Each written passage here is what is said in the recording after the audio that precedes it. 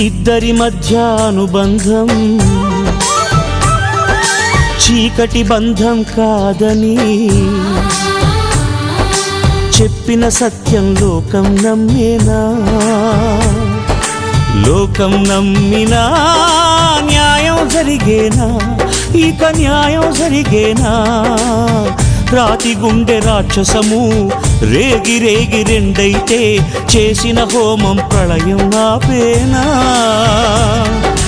ప్రళయం ఆపినా ఈ జంటను కలిపేనా? చేయని నేరానికి విధి వేసిన శిక్ష ఇదా?